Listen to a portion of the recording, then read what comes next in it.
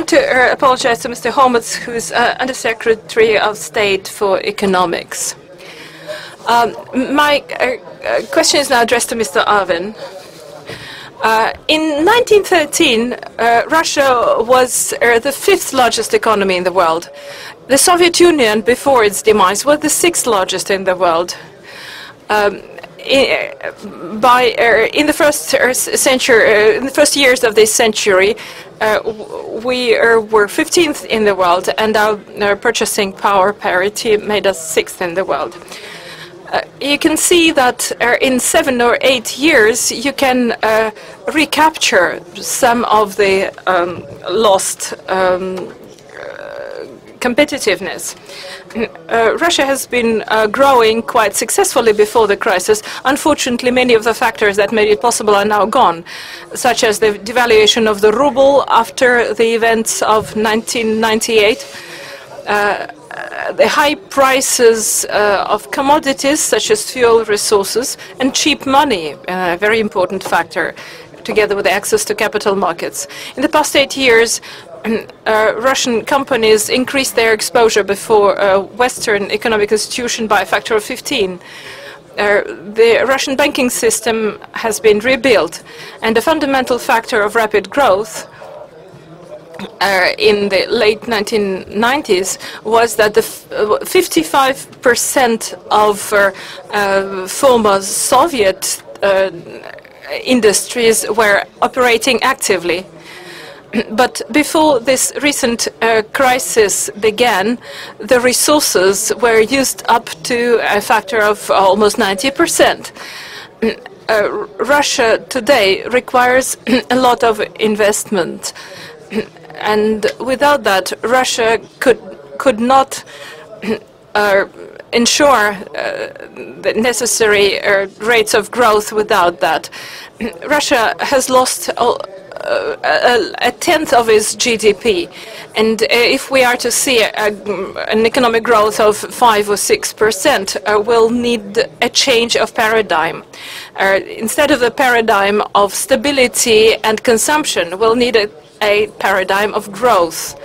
And only if we run very fast will we be able to remain in the place where we are, or where the Soviet Union was in its heyday. These past few years, we've seen a well-off population and a population of lots of savings, but a poor country. We invest 20% of GDP. China invests 40%.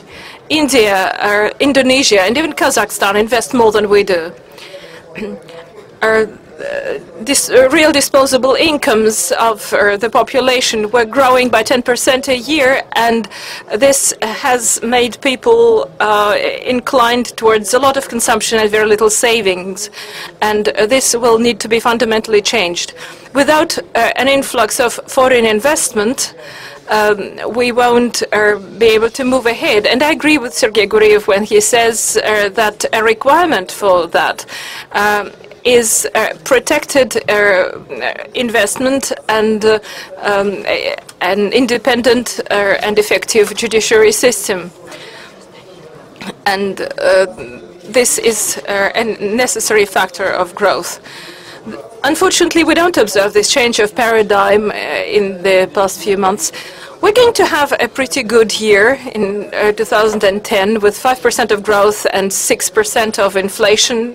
This sounds like good news, but during the first 5 years, we've just seen a growth of 2% in investment. So the source of GDP growth today is consumption. That is not a foundation of steady growth. Without more savings, Russia will lose its positions in the world. I agree with Sergei Guriev that there is an opportunity for Russia to improve its property rights protection structures and all, but this will require a lot of work. But I think you'll agree that this change of paradigm matter and the repositioning of Russia between the East and the West is something that flows into the next question on our agenda, It's the question of the national character and mentality. All of us living in Russia today have our own view of what it is, and each of us believes that they know more than others about that.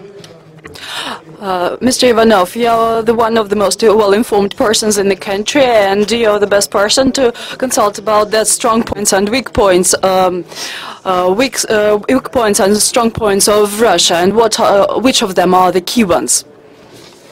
Well, I will try to answer this question, although it is a difficult one, and I'm not that well informed, although I'm aware of many things. Well, at least you know more than I do. Well, that's because of my previous occupation. Well, good evening, dear ladies and gentlemen, and dear colleagues. I welcome you here on at the forum in St. Petersburg, which over the past years, and I attended even the very first forum, and it truly became a platform for discussion of primarily economic issues. Speaking on the issue of our panel discussion, balance of Russia between the rising east and declining west, I believe that it fits the polemic nature of the whole forum, both by its diversity or by the diversity of points of view presented. Rising east and declining west. I understand journalists. This theme was worded in a very provocative way, so that representatives both of the West and the East would have a very heated debate. As it was mentioned correctly, the very notions of the West and of the East are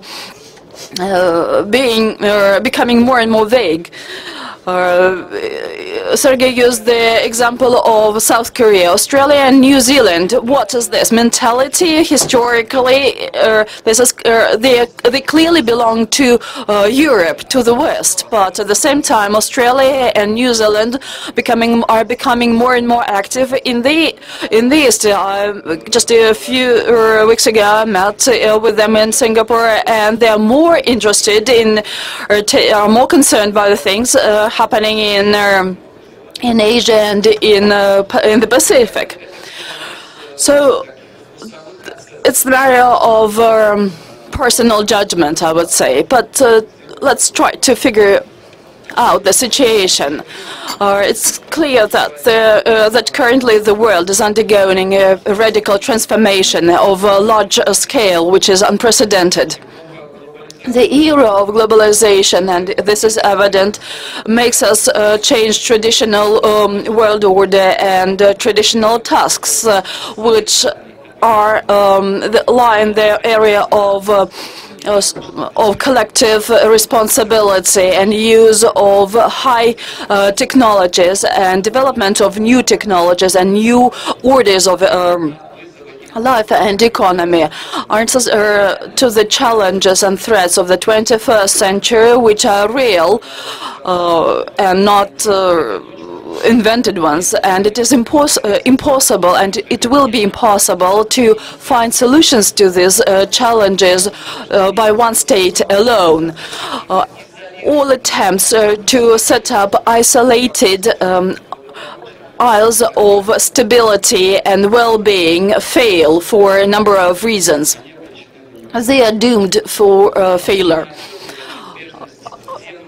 The future of demonopolization and demonopolization of control over economic situation became evident after the economic turmoil of the past years, although it affected many of us to different degree.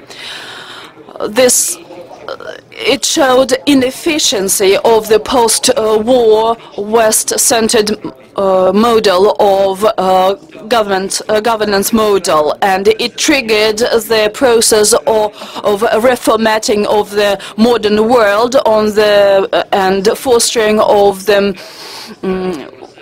poles of influence. I mean, China, Europe,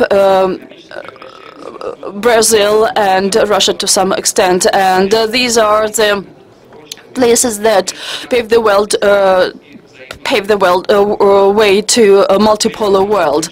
Our key role and task for the time being is not only the fastest possible overcoming of the crisis, but primarily the reform of global financial and economic architecture to avoid a repetition of such of the collapse that we all faced in 2009. By this I mean change of the nature of the economic growth, change of the paradigm of should be based on technology, and we should head to sustainable development. I believe that Bretton Woods institutions should undergo radical changes because and new economic centers have the right to exist, and they deserve representation that they didn't have before, and their claims are based on the proportional contribution of these countries to the development, and I mean India and China in the first run. It is evidence that the new international system should embody cultural and civilizational diversity of our world, and it is present now and undoubted. Understanding is coming to our American and European partners, and they speak openly about this and share their views with me. By all this, I did not, but I did not mean demise of the West. There is trend, and that's something that we see, and my colleagues have mentioned that, but this does not mean in any way that the West is in demise and it has no future. I want you to understand me correctly. Well, the current situation is determined by the need for new mechanisms of non-formal leadership of leading states to be represented not only geographically, but also civilizationally and also economically. The first steps towards this, in this direction, will not happen overnight and are not short-term, but movement towards this direction has started. I mean the G20. And this format of leadership fosters the principle of collective responsibility and sets new sets of relationship in the economy, and then picks up this trend for it to develop. As for Russia, we have long been prepared for that. By this I mean that we gave up idealized policy in our foreign policy, and I believe that many will agree with me. And this was the choice that we made. We are pragmatic.